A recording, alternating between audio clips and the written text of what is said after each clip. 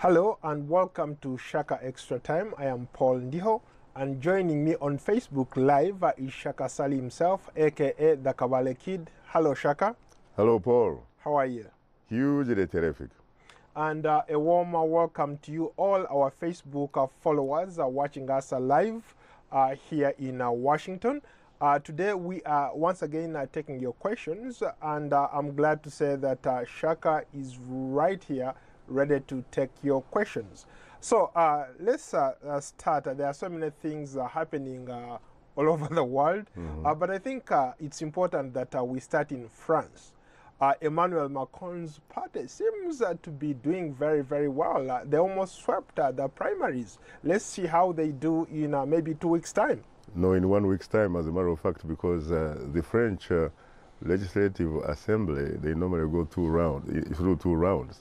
But there's no question that when you look at what occurred on Sunday, that you are probably looking at the end of what we had come to know as the Fifth Republic, which had been started back in 1958 by this tall giant, General Charles de Gaulle.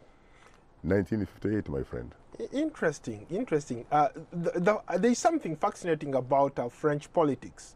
And maybe is it the people behind the politics? Is it because they have a new blood, a new sheriff in town, somebody who seems to be young, energetic, even though some of his critics say that he went for his wife is maybe a little bit older than him, but that shouldn't matter really.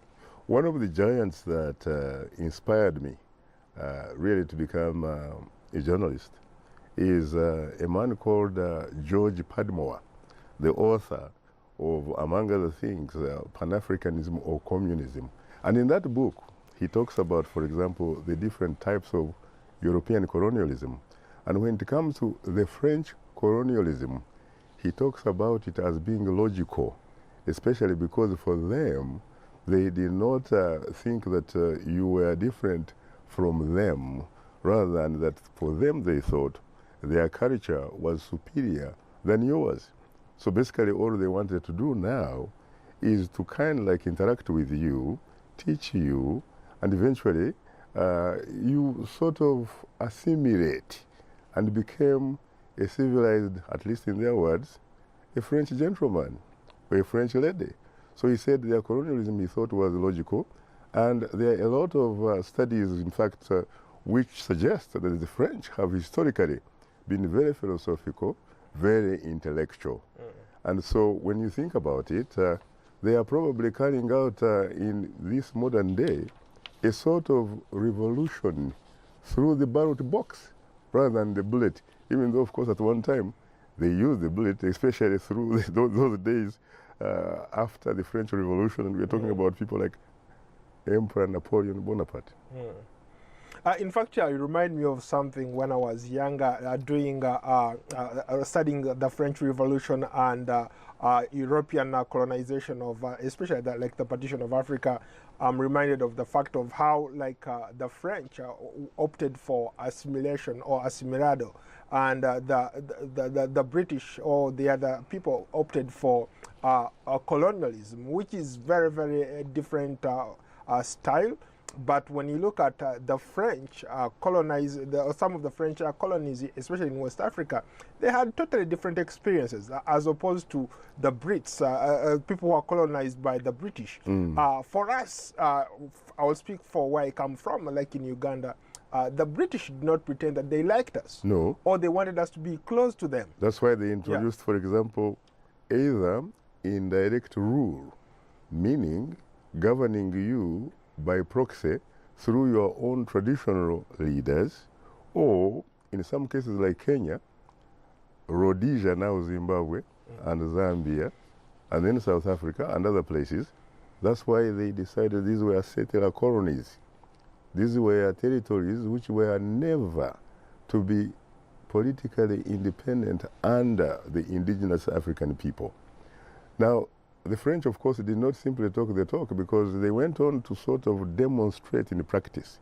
Because the last time I checked, the founding father of what became the Ivory Coast was a man called Houphouët-Boigny. And Houphouët-Boigny, you can't believe, he was a minister of state in Paris. The man who was the founding president of Senegal, Senghor.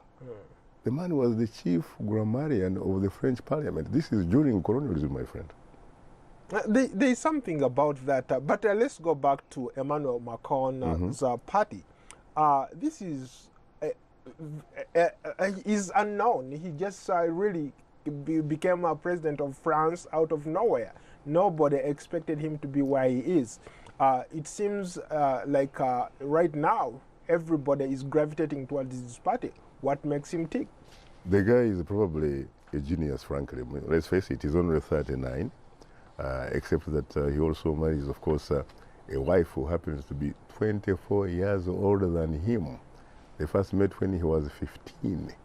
And his wife used to be his so is that a plus? Drama teacher. Obviously, it has turned out to be a plus. There's no question that he seemed to have taken some of the lessons very well. Look, this is a man who also becomes a minister of the economy under the former socialist president, Francois Hollande. This is a man, as you say correctly, who started a sort of movement, not even a party, a movement, about a year ago. And as you say again, nobody frankly expected him to be reflected on the political radar, really. And he ends up, of course, winning the first round, even though he had about 24% of the vote. He ended up being the top. And in the runoff, of course, he was also very lucky because of being politically in the middle. A lot of French people who actually voted for him, it is not because they were voting for him, but rather they had to vote against his opponent, Marine Le Pen, who happens to be essentially what they would call an extremist right-wing sort of politician. This is a man who some pundits thought he may find it very difficult to govern because they did not expect him, for example, eventually to be able to win a majority in the French House of Deputies. It is made up of about 577. And from what I am seeing, my brother, this man may in fact end up either equaling the record of General Charles de Gaulle, who in 1968 won 80% of the House of Legislators in France. This man, if he doesn't do that, at least he will get like 3/4.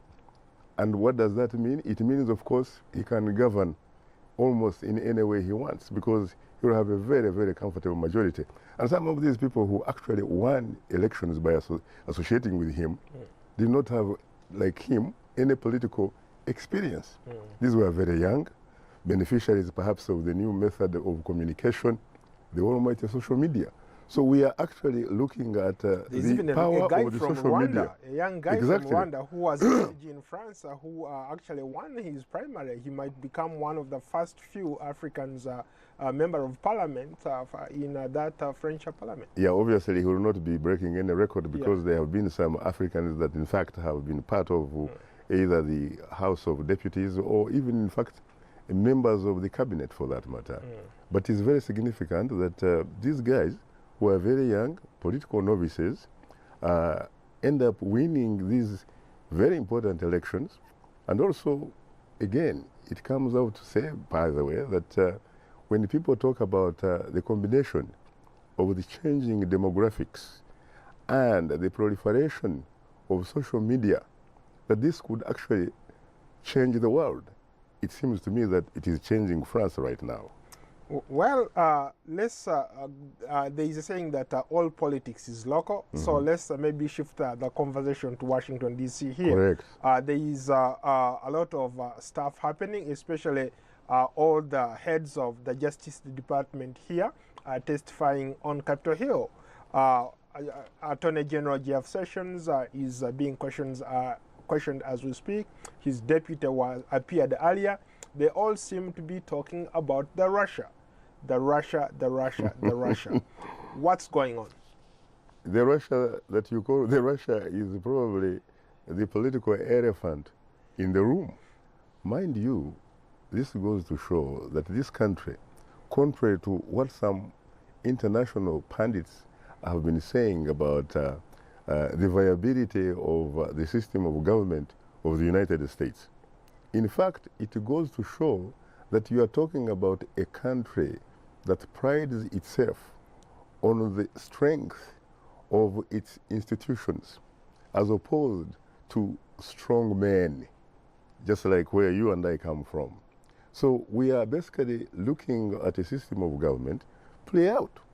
This is a sort of semblance of a mature democracy, even though I will be one of the first to admit that democracy, of course, is always a work in progress. But this is what we are seeing here, reminding us that perhaps a Civil War key president, Abraham Lincoln, may have actually been right on the money when he described or characterized democracy as a government of the people, by the people, for the people, not a government of some individuals, by some individuals, for some individuals. Some critics have said that this Russian investigation is derailing Trump's agenda. Do you agree? There's no question about it. I mean, how can he possibly focus? The question, the problem is that he probably ended up actually with the wrong type of, person that he had to interact with or he had to praise or whatever, because let's face it, historically, even though during the Second World War, Russia, what you call Russia, at that time was called the Soviet Union, used to be an ally of the United States, Britain, and some part of France, which ended up winning the war. But guess what? After winning the war, they immediately became adversaries to such an extent that we have a period that we refer to as the Cold War. And for the most part, when we talk about the Cold War, we talk about, frankly, the rivalry between Washington, D.C. and Moscow. Let's go to our social media comments, and I think let's start from your hometown of Kabale. Julius Muchungzi from Uganda asks, Mr. Shaka, could you tell me your legacy of which people of Kigezi will live to remember you? Very interesting. That sounds like a very, very familiar name. Julius Muchungzi. I hope that he is, or he is probably not the one that I first met in 1995 at a place that also used to be my alma mater, Kigezi High School. A man who thought that I had inspired him, that I had encouraged him to be the best that he could be. And if it is him again, Julius Muchungzi, I know that he has actually written a book, something about the story of keeping hope alive. So if that is the one, he probably happens to happen to be one of the building blocks of what would be called Ndugu Shaka, or the Kabale Kids legacy. Not that I believe in legacy so much, to tell you the truth. I don't spend my time thinking about what is my legacy. But I'm reminded, by the way, that all of life is about action and passion. And to ignore the actions and passion of your lifetime or your generation is to risk having not lived, and having not really lived at all. That would obviously mean that you end up occupying space. I don't think that for what I have actually done or not done, there is anybody, frankly, in their right senses, perhaps, that would end up saying my legacy would be equal to having occupied space. I have spoken truth to power. I have provoked. I have tried to make the powers that be accountable for their actions. And so for that, probably, I might end up, in fact, being identified as a fairly good advocate of social economic justice for all of us. Speaking of economic justice, let's go to Makata Thor Ariel. Do current African leaders represent the symbol of progress on the continent, or working for their own children and grandchildren? If our former liberators like Kwame Nkrumah, Jomo Kenyatta, and Julius Nyerere came back today, what would they say? It is very interesting that Makta could actually say that, because only last week we had an edition of Straight Talk Africa, which was looking at the Africa that we want. And some of the key names that we were talking about, who probably can always really be looked at as giants, as treasures of what we call Africa, include the Wasajefo, Ghanaian founding leader, Dr. Kwame Nkrumah. It included, of course, people like Julius Kambarage Nyerere, the Tanzanian founding leader, or you could even say that founding leader for what was called Tanganyika, a man that helped really liberate a lot of Southern African, colonized states. We're talking about Mozambique, a former Lussophonic country. We're talking about what was then called Rhodesia, and especially Southern Rhodesia, which is now Zimbabwe. We're talking about the end and independence of Azania. Some people call it Azania, which is South Africa. You're talking about a man called Julius Kambarage Nyerere. And when you talk about Kwame Nkrumah, you're talking about perhaps the single most visionary leader that Africa has yet had. A man like Nkrumah, he gets independence on March 6, 1957.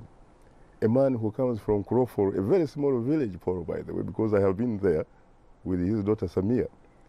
When you look at that place, you would have thought, frankly, that this guy would have been preoccupied with trying to build like a mansion, trying to build a skyscraper, so that people can say, look, this man is a son of the soil. Instead, this man was actually looking at Africa as his home, to such an extent that he actually made a huge statement when his country, the Gold Coast, regained political independence. He said the independence of Ghana would be meaningless unless it is linked with the total liberation of the rest of Africa. He did not talk the talk only. He did walk, in fact, that talk by providing the necessary tools so that Africans eventually would actually walk the walk. So we're talking about some very, very interesting individuals here who probably don't have many peers, really. When we talk about Jomo Kenyatta, he was also their brother, in fact, senior in terms of age. And when he came to Kenya, he was really being seen as a hero. And he was in many ways, to such an extent that, for example, he was the father of a major opposition leader in Kenyan politics, Raila Amolo Odinga. His father was called Jaramogi Oginga Odinga. And we used to read Drum magazine when we were kids at that time, and we would be looking at this man wearing shorts, wearing a Muslim cap, and wearing some very interesting shoes, which were very simple, perhaps made out of some very basic car tires or something like that. Yeah. This man had been given an opportunity. He was the father of the current president, Uhuru Kenyatta. No. This was Jaramogi Oginga Odinga. Okay. And the man was given an opportunity by the British colonialists to be the founding prime minister of independent Kenya. He said, you know what? I am not going to go there. You are going to have to release our leaders. By that he meant Jomo Kenyatta, who happens to be the father of the current or incumbent Kenyan president, Uhuru Kenyatta. Now, Uhuru Kenyatta was a great symbol. There is no question about that. He had a remarkable voice, very articulate. He had credentials from the London School of Economics. But when it came to the politics of the stomach, I am afraid that a lot of critics are on his case because he seemed, frankly, for the most part, to have been very patriotic to his stomach, patriotic to the stomach of his family and friends, not the entire nation. Yeah, on that list, I was going to say that you could add Kenneth Kaunda in Zambia, Abdullah Nasser. Kenneth Kaunda was Milton Obote in yes, Uganda. Kenneth Kaunda was a terrific guy, even when he lost an election in 1991 after 27 years at the political harem of his country. You can't believe he had no personal house. He had no personal things. The man was a servant of the people, a servant of the state. Then we talk about Colonel Gamara Abdel Nasser, a man who came to essentially overthrow King Farouk in 1952 and appointed a General Nagibo to be the military head of state for a year, and then marched in and became one of those architects, really, of what we know today as the African Union, by being one of the first people, along with who you announced earlier, Milton Obote of Uganda, or Apollo Milton Obote, people like Kwame Nkrumah, the great emperor of Ethiopia, Haile Selassie, and people like Sekou Toure, and there were a lot of other people who actually decided on May 25th, 1963, to enter into an agreement that established what was called the Organization of African Unity, and eventually, of course, the African Union. Interesting. Let's go to an interesting comment here from Kisala Samuel. Why is it that the so-called new breed of African leaders have turned into dictators? And of course, I'm sure he's referring to a comment attributed to President Clinton when he mentioned Isaias Afwerki in Eritrea, Yoweri Museveni in Uganda. At the time, there was Meles Zenawi in Ethiopia, and Rwandan President Paul Kagame. In fact, even briefly, they added Laurent Desire Kabila of the Democratic Republic of Congo. I think part of the problem, frankly, was that people like U.S. President Bill Clinton, with his very close aides, then Dr. Susan Rice, who I believe was either at the White House or at the National Security Council, or at the time, in fact, had become the U.S. Assistant Secretary of State for African Affairs. I think they misread the whole thing, or probably whenever they would meet with some of these individuals, they will probably find some similarities in the sense that both had read probably Shakespeare, Hadley Chase, maybe, these kinds of literary giants, that both had read in high school and what have you, and so they clearly thought that they were looking at a new breed of African leaders who were remarkably articulate, who they felt that they could do business together.